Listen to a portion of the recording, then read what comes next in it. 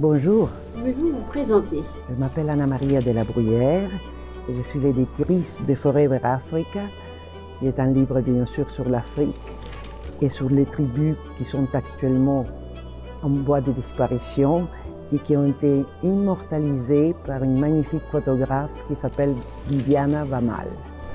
Comment Viviane a eu l'idée de faire ce projet africain? Parce que c'était une femme passionnée par l'Afrique. Elle était européenne, elle est née en Argentine. C'est là que je l'ai rencontrée il y a beaucoup d'années parce qu'on était en classe ensemble quand on était très jeunes. Et je ne l'avais plus revue. Et beaucoup d'années plus tard, quand je l'ai retrouvée, elle m'avait montré ce qu'elle avait pu faire seulement par passion, en voyageant pendant 15 ans de sa vie et passant un mois de son temps par an dans chacune des tribus qu'elle a bien voulu découvrir. Combien de temps est-elle restée en Afrique pour réaliser ce livre? À chaque fois, un mois et demi, dans des conditions très basiques, parce qu'elle partait seule, elle était accompagnée de personne, ni conduite par personne. Elle avait une petite tente qu'elle mettait pas loin des tribus, et qu'on est d'origine un psychanalyste reconnu, et elle se faisait amie des enfants qui venaient la voir, étonnés de sa présence, et les enfants l'introduisaient ensuite à la famille et elle arrivait à vivre dans les tribus pendant un mois et demi par an, et chaque fois un endroit différent où elle recréait le même lien d'amitié, et ça lui a permis de faire des photos magnifiques. Et quand je les ai découvertes, je me suis dit qu'il fallait absolument que le monde voie ce que c'était cette Afrique des couleurs et phénoménale et fantastique et ancestrale qui doit nous apprendre tellement de choses si on veut bien l'écouter. Quelles sont les anecdotes que Viviane vous a racontées? Bon, c'est difficile de commencer parce que de toute façon, elle a eu les meilleurs moments de sa vie.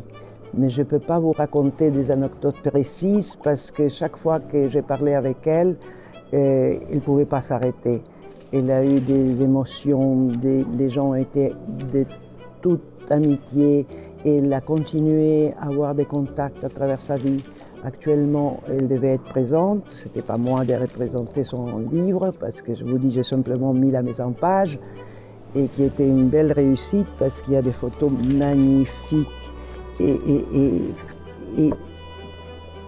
bien sûr des explications de chaque territoire, mais qui sont plutôt courtes parce qu'on voulait donner plus d'importance à la visualisation. Et elle a passé des moments extraordinaires et elle est restée vraiment jusqu'à la dernière minute parce qu'elle a eu justement un problème avec un stroke, ça se dit en anglais, c'est un AVC. Il y a une semaine, elle avait déjà son billet d'avion depuis l'Amérique du Sud. Et malheureusement, elle est entre la vie et la mort, elle n'est pas encore sortie d'intensive care. Donc ça se présente plutôt bien, mais très lentement. Voilà. Qu'est-ce qui vous a poussé à éditer, à être son éditeur? Qu'est-ce qui vous a plu et séduit dans le travail? Voilà, comme je vous avais dit, je l'avais perdu de vue pendant tout notre âge adulte parce que je vis aux États-Unis. Et quand je l'ai retrouvée, il m'a raconté, il m'a montré les photos qu'elle avait pu réaliser. J'étais vraiment très surprise. Et comme dans ma vie, personnellement, j'avais eu l'expérience d'éditer, puisque j'avais commencé les Vogue en Espagne, quand il n'y avait pas à ces moments-là encore plus que le Vogue américain et les Vogue français. Et dans les années 78, j'avais commencé en Espagne et qu'après a continué en Amérique du Sud. Donc j'avais une idée d'édition et je lui ai demandé qu'est-ce que tu vas faire de ces photos. Il m'avait dit non, rien, je les ai fait pour moi-même. J'ai dit non, maintenant il faut les montrer. Et on a décidé, il m'a dit si tu les fais avec moi, on les fait ensemble. Alors c'est comme ça que je me suis intégrée au son projet et on a pu réussir ces beaux livres. Pouvez-vous nous montrer quelques photos ou certaines pages en nous commentant, en faisant un commentaire de ces photos-là? Écoutez,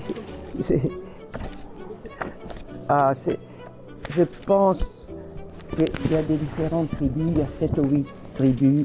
On commence par les Mali. Le livre a été écrit en 2 langues, en espagnol et en anglais. C'est pas en français malheureusement, mais on l'avait fait en tous les détails parce qu'il n'y a pas beaucoup d'écriture. Il y a surtout, tout était bien pensé pour qu'on puisse bien voir où se trouve le Mali par rapport à l'Afrique et que quiconque ait ce livre peut, en le feuilletant, apprendre de chaque tribu.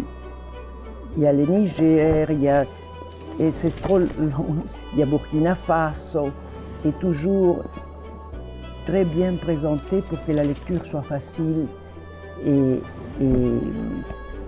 continuelle. Voilà. Ça m'est difficile d'aller de trouver les pages qu'il faut pour vous l'expliquer, mais c'est vraiment un voyage extraordinaire où tout le monde peut se ressentir les mêmes émotions parce que les photos sont vraiment très très présentes dans chaque endroit. Quel message vous voulez lancer à Viviane? À Viviane, je veux lui dire qu'il faut absolument qu'elle sorte de cette situation dans laquelle elle s'est mise toute seule parce qu'elle a toujours brûlé la vie des 2 côtés. Et même avec des situations de santé précédentes qui auraient pu l'alerter sur ce qui lui est arrivé maintenant, elle a continué à faire un globe-trotteur à travers le monde et je suis sûre qu'elle va s'en sortir parce qu'elle nous fera encore une belle pirouette très bientôt. Voilà.